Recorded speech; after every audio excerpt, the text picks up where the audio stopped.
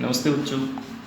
आज हम शुरू करेंगे इलेक्ट्रॉन रिच इम्प्योरिटी और एन टाइप सेमीकंडक्टर। इससे पहले हमने पढ़ा डोपिंग कि डोपिंग क्या होती है। वो प्रोसेस जिसके अंदर हम किसी भी सेमीकंडक्टर के अंदर इम्प्योरिटी ऐड करते हैं, उस प्रोसेस को बोलते हैं हम डोपिंग। अब डोपिंग एक तरीके की इम्प्योरिटी है जो किसी भी सेमीकंडक्टर के अंदर पुट की जाएगी। हमने ये पढ़ा था कि सेमीकंडक्टर के अंदर इलेक्ट्रिसिटी या फिर कंडक्टिविटी को बढ़ाने के लिए हम दो मेथड्स यूज़ कर सकते हैं। पहला मेथड कि हम टेम्परेचर को इंक्रीज़ करें। जैसे ही टेम्परेचर को इंक्रीज़ करेंगे तो उसके बाद में जो इलेक्ट्रॉन है वो वैलेंस बैंड से बहुत इजीली कंडक्शन बैंड के अंदर कूद जाएगा, जंप कर जाएगा। और दूसरा प्रोसेस था हमारे पास डोपिंग। तो डोपिंग से हमारे पास दो टाइप के सेमीकंडक्टर्स क्रिएट होंगे।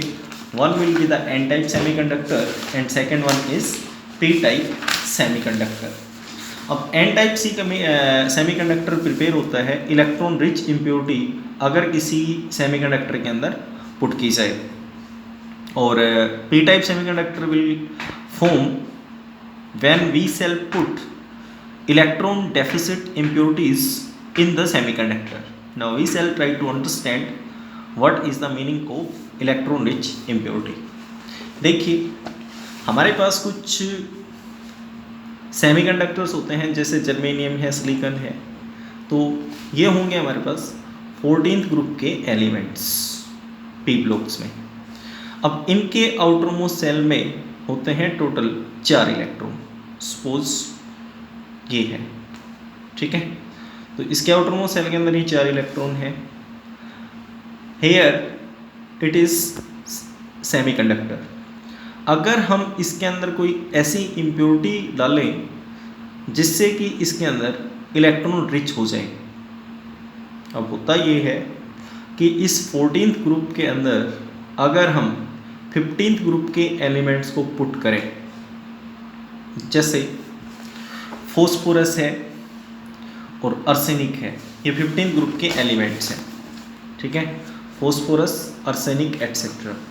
अब इनके आउटर मोस्ट सेल के अंदर टोटल इलेक्ट्रॉन्स होते हैं 5, ठीक है। यहाँ पर 4 हैं, यहाँ पर इलेक्ट्रॉन्स हैं 5। तो अब होता ये है कि फॉस्फोरस के 5 इलेक्ट्रॉन्स में से 4 इलेक्ट्रॉन्स इसके साथ में पेयरिंग कर लेंगे, ठीक है।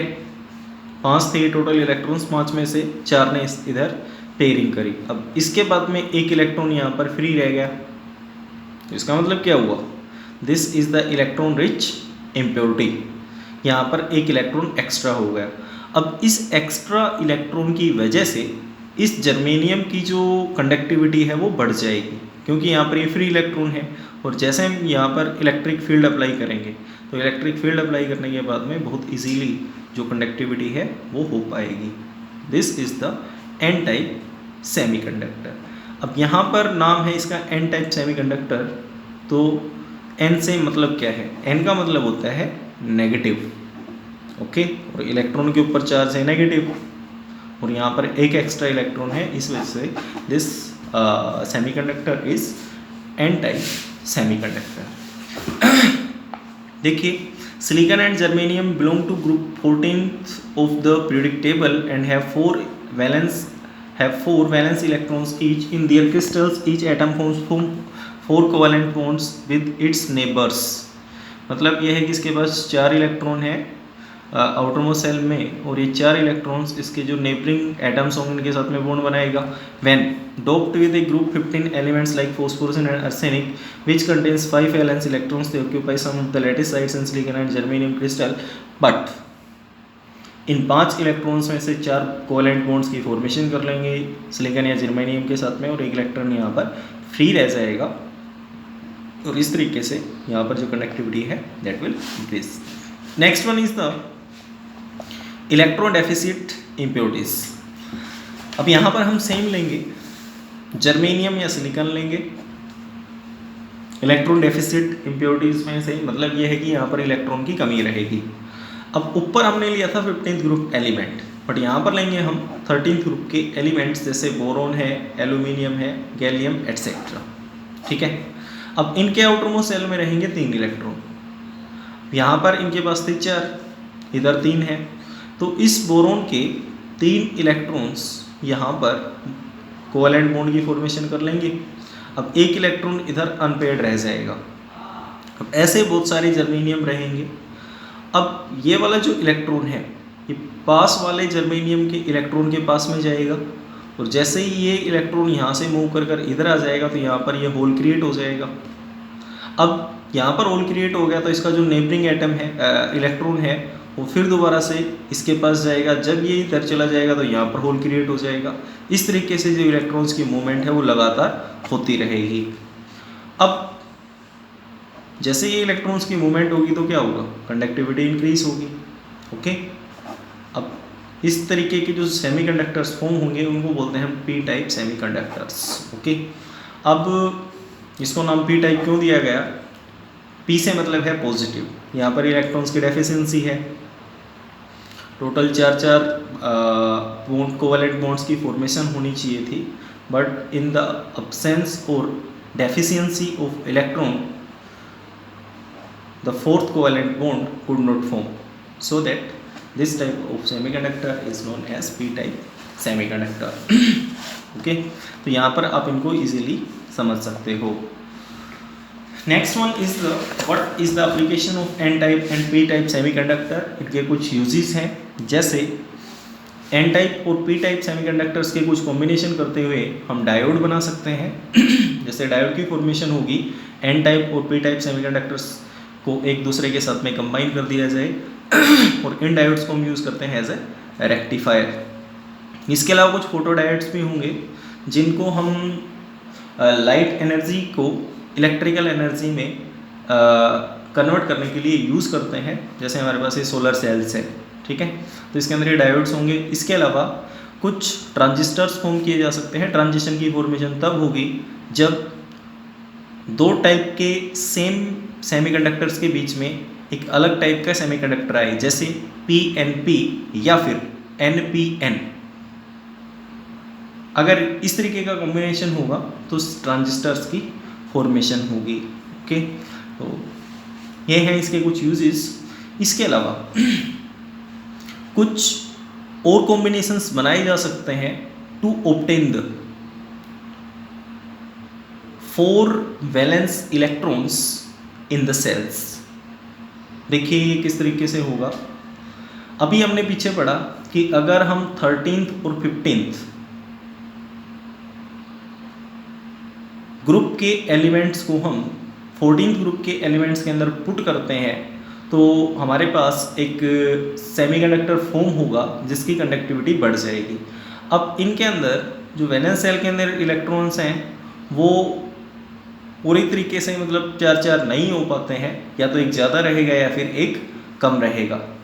बट कुछ ऐसे कंपाउंड्स भी फॉर्म हो सकते हैं जिनके अंदर 4 वैलेंस इलेक्ट्रॉन्स प्रेजेंट हों। जैसे 13th और 15th ग्रुप के एलिमेंट्स इंडियम और बिस्मिथ को अगर हम मिलाएं या एंटीमोनी को मिलाएं, दिस इज़ द एंटीमोनी, अगर इसको मिलाएं हम तो उसके बाद में आउटर मोस्ट सेल के अंदर 14 इलेक्ट्रॉन रहेंगे।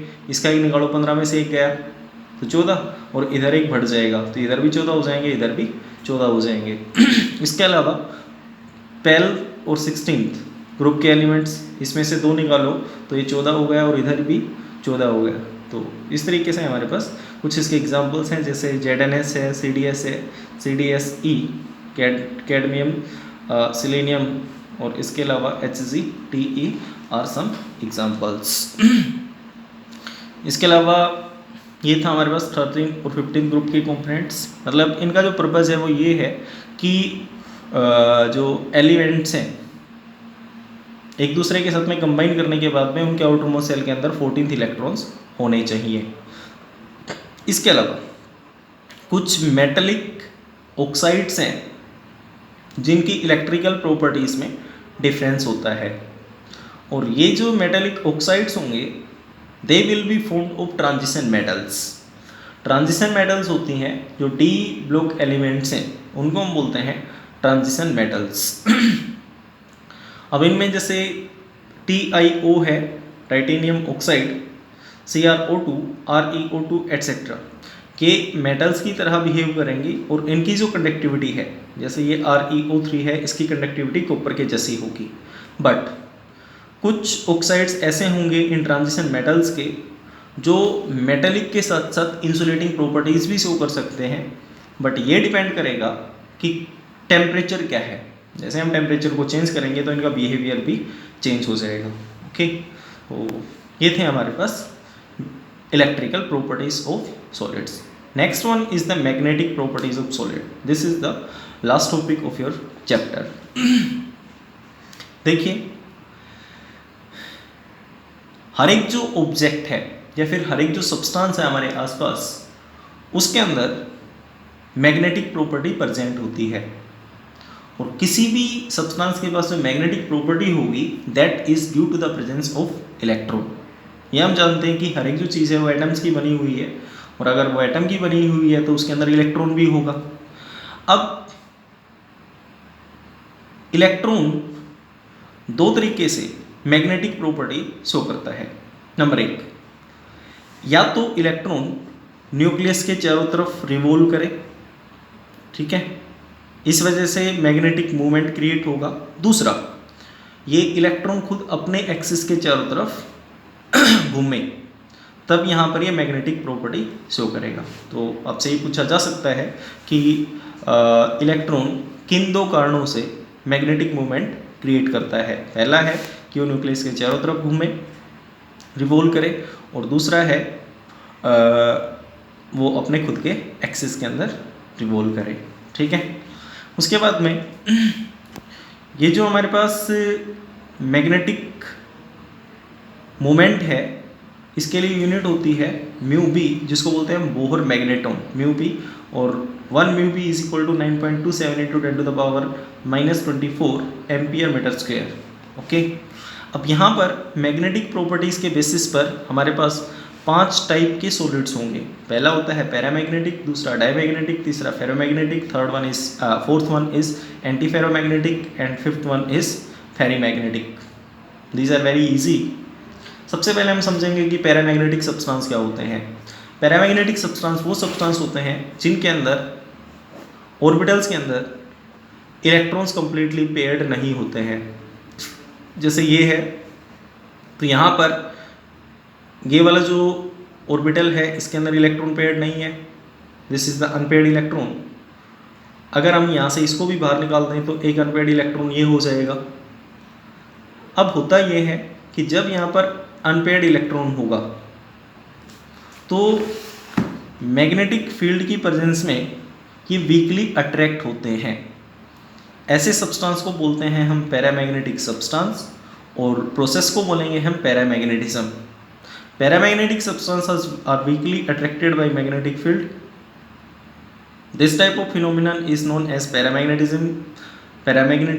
बट आपको ये पता होना चाहिए कि पैरामैग्नेटिक सब्सटेंस क्या है। पैरामैग्नेटिक सब्सटेंस वो सब्सटेंस होते हैं जिनके अंदर इलेक्ट्रॉन्स कंप्लीटली पेयर्ड नहीं होंगे। They are magnetised in magnetic field in the same direction, और यहाँ पर जो मैग्नेटाइजेशन होगा वो सेम डायरेक्शन के अंदर होगा। और जैसे ही हम मैग्नेटिक फील्ड हटा लेंगे तो उसके बाद में जो मैग्नेटिज्म है या फिर जो मैग्नेटिक मूवमेंट है वो खत्म हो जाएगा।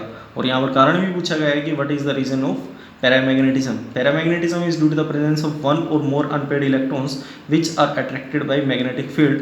एग्जांपल होंगे O2, Cu2 positive, Fe3 positive and Cr3 positive. ये कुछ इसके एग्जांपल्स हैं। जब आप इनके इलेक्ट्रॉनिक कॉन्फ़िगरेशन निकालोगे तो आप पाओगे कि इनके पास अनपेयर्ड इलेक्ट्रॉन्स हैं, ठीक है। तो ये होंगे हमारे पास paramagnetic substance. Next one is the diamagnetism. तो पहले हम जानेंगे कि डायमैग्नेटिक सब्सटेंस क्या होते हैं। डायमैग्नेटिक सब्सटेंस वो सब्सटेंस होते हैं जिनके अंदर कोई भी अनपेयर्ड इलेक्ट्रॉन नहीं होगा। मतलब ये है कि सभी इलेक्ट्रॉन्स पेयर्ड होने चाहिए। अब इसमें होता ये है कि जो मैग्नेटिक फील्ड है उसकी प्रेजेंस में ये वीकली रिपेल होंगे। Diamagnetic substance are weakly repelled by a magnetic field. Example हैं H2O, sodium chloride, C6H6 etcetera. जैसे हम इस सोडियम क्लोराइड को ले लें, सोडियम के आउटरमोस्ट सेल के अंदर एक इलेक्ट्रॉन ज़्यादा है ऑक्टेट से, और इसके पास एक इलेक्ट्रॉन कम है। अगर इसके पास एक इलेक्ट्रॉन चला जाएगा तो इसके 18 इलेक्ट्रॉन हो जाएंगे और उसके 10 इलेक्ट्रॉन हो जाएंगे। 10 है नियोन के बराबर, और 18 इलेक्ट्रॉन है आर्गन के बराबर। ये आप जानते हो कि दीज आर नोबल गैसेस और इनके अंदर जो इलेक्ट्रॉन्स हैं वो कम्प्लीटली पेयर्ड होंगे। ठीक है, अब यहाँ पर जो मैग्नेटिज्म होगा वो अपोजिट डायरेक्शन में होगा, और कारण यहाँ से पूछा जा सकता है कि डायमैग्नेटिज्म कौन से सब्सटेंस को करेंगे। In the substances in which all the electrons are paired and there are no unpaired electrons, pairing of electrons cancels their magnetic movement and they lose their magnetic character. Next one is the ferromagnetism.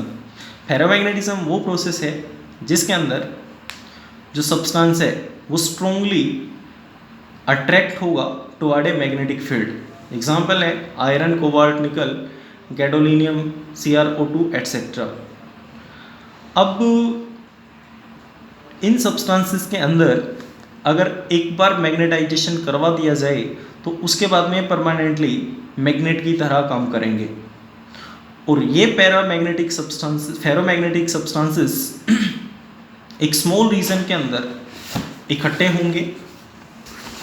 जैसे suppose ये एक reason है small सा, और इसके अंदर सभी ferromagnetic substance इकट्ठे हो गए।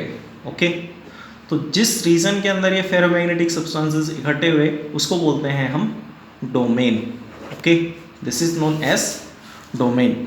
अब फेरोमैग्नेटिक सब्सटेंसेस के अंदर ये जो सभी डोमेन्स हैं वो एक डायरेक्शन में रहेंगे। ये डोमेन्स को रिप्रेजेंट कर रहे हैं, तो सभी एक डायरेक्शन में हैं।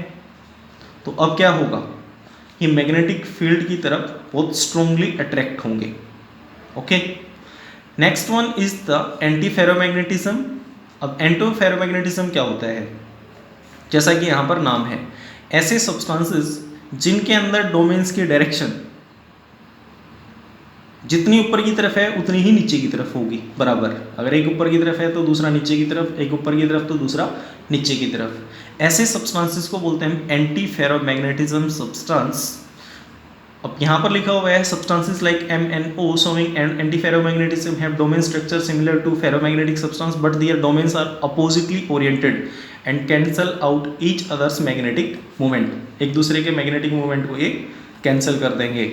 ठीक है, ये अपोजिट डायरेक्शंस में है तो एक दूसरे को कैंसिल आउट करते जाएंगे। लास्ट है आपका फेरीमैग्नेटिज्म, वो सब्सटेंसेस जिनके अंदर डोमेन्स की ओरिएंटेशन ऊपर की तरफ भी होगी नीचे की तरफ भी होगी, मतलब अपोजिट डायरेक्शंस में होती है, बट ये जो नंबर है वो इक्वल नहीं होगा। ऐसे सब्सटेंसेस को बोलते हैं हम फेरीमैग्नेटिक सब्सटेंस, और फिनोमेनन को बोलेंगे हम फेरीमैग्नेटिज्म। Ferromagnetism is observed when the magnetic moments of the domains in the substance are aligned in parallel and anti-parallel direction in unequal number। ठीक है, डोमेन्स का ओरिएंटेशन होगा पैरेलल और एंटी पैरेलल डायरेक्शन में, but that will be in unequal number. They are weakly attracted by magnetic field as compared to ferromagnetic substances. कुछ examples हैं Fe3O4 magnetite and ferrites like MgF2O4 Z and Fe2O4 are some examples. These substances also lose ferrimagnetism on heating and become paramagnetism. और जैसे इन substances को गर्म कर दिया जाएगा तो उसके बाद में फेरीमैग्नेटिज्म को ये लूज कर देंगे और उसके बाद में हो जाते हैं ये पैरामैग्नेटिक सब्सटेंसेस। इस तरीके से आपका ये जो चैप्टर है वो ख़त्म है, और इस चैप्टर को आप अच्छे तरीके से रिवाइज कीजिए। अगर ना समझ में आए तो वीडियो को दोबारा देखने की कोशिश कीजिए और समझने की भी कोशिश कीजिए। Thank you.